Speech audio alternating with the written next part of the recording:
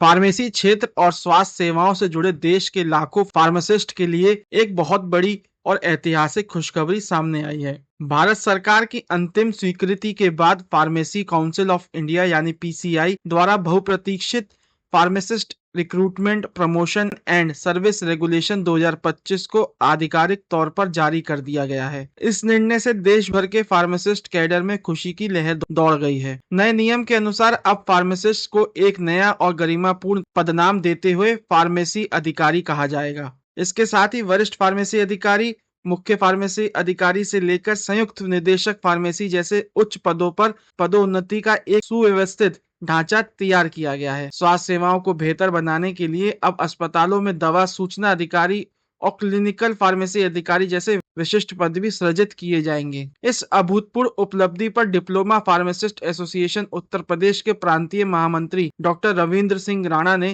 केंद्र सरकार का आभार जताया। उन्होंने सूबे के मुख्यमंत्री से इन नियमों को उत्तर प्रदेश में भी जल्द से जल्द हूबहू लागू करने पर पुरजोर अनुरोध किया है, ताकि प्रदेश के फार्मिस्ट को तरक्की के बेहतर अवसर मिल सकें। आगरा से ताज न्यूज के लिए सोनू कश्यप की रिपोर्ट। डॉक्टर रविंद्र सिंह राणा, प्रांतीय महामंत्री डिप्लोमा फार्मासिस्ट एसोसिएशन, सह प्रभारी अधिकारी फार्मेसी एसएन मेडिकल कॉलेज। कुछ पदों के नाम चेंज कर दिए, किस पदों के नाम चेंज हुए और क्या?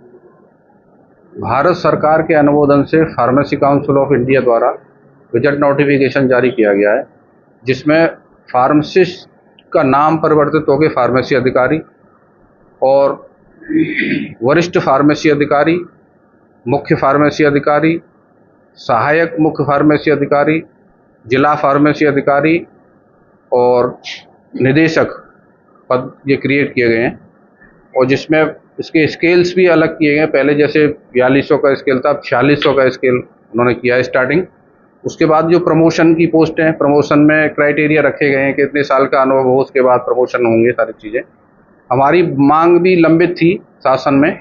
हम पिछले महीने वार्ता भी करके आए थे एसीएस महोदय से। तो नाम परिवर्तन और स्केल को लेके ये समस्याएं तो भारत सरकार द्वारा निराकरण करा दिया गया है, अब प्रदेशों में लागू होनी है।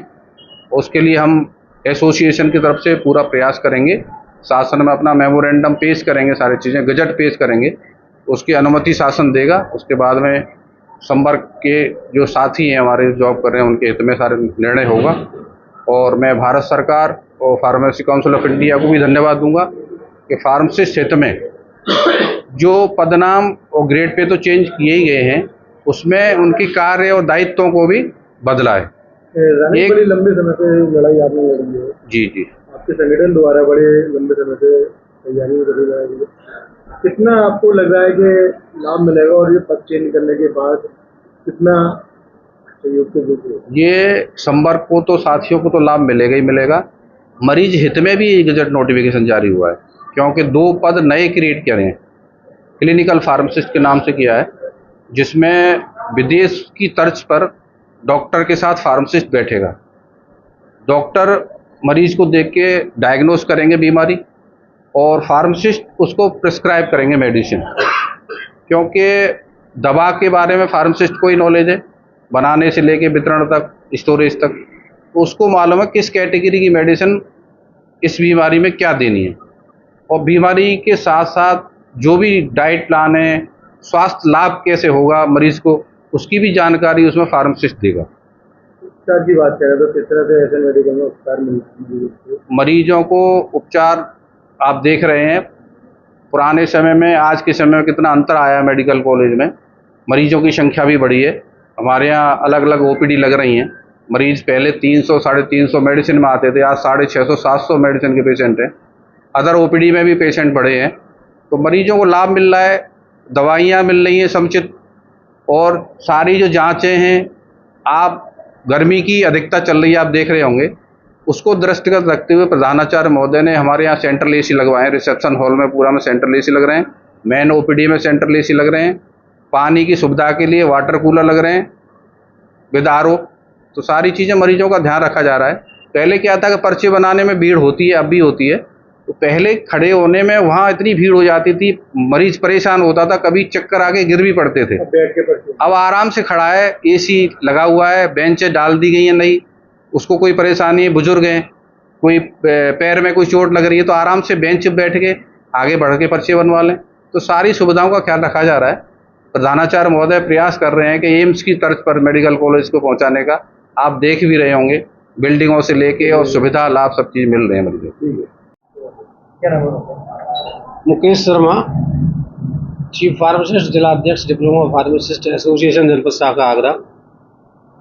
हमारे संपर्क के लिए राष्ट्रीय स्तर पे ये जो महीना गुजरा है, इस महीने में जो एक उपलब्धि हासिल हुई है वो ये है कि फार्मेसी काउंसिल ऑफ इंडिया प्रदेश संगठन, जिसके प्रदेश अध्यक्ष आदरणीय बड़ोला जी, जो फार्मेसी स्टेट फार्मेसी काउंसिल के अध्यक्ष हैं और फार्मेसी काउंसिल ऑफ इंडिया के मेंबर हैं, हमारे निवर्तमान महामंत्री राजेंद्र पटेल जी और वर्तमान महामंत्री श्री रविंद्र सिंह राणा जी, इन लोगों के सभी के संयुक्त प्रयास से प्रस्ताव जाते रहे और उसको भारत सरकार ने सैद्धांतिक सहमति देते हुए गजट नोटिफिकेशन जारी किया, जिसके अंतर्गत हम लोगों के पदनाम में परिवर्तन हुआ है।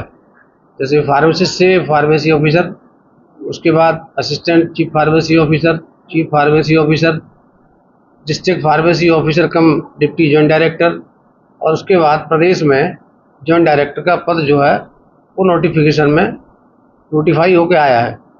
इसके साथ साथ जैसा राणा जी ने बताया कि तमाम जो हम लोगों के कर्तव्य और हमारे जो अधिकार थे जिनको दूसरे संवर्गों द्वारा दबाया जाता रहा, उनका भी इस गजट नोटिफिकेशन में पब्लिश हुआ है।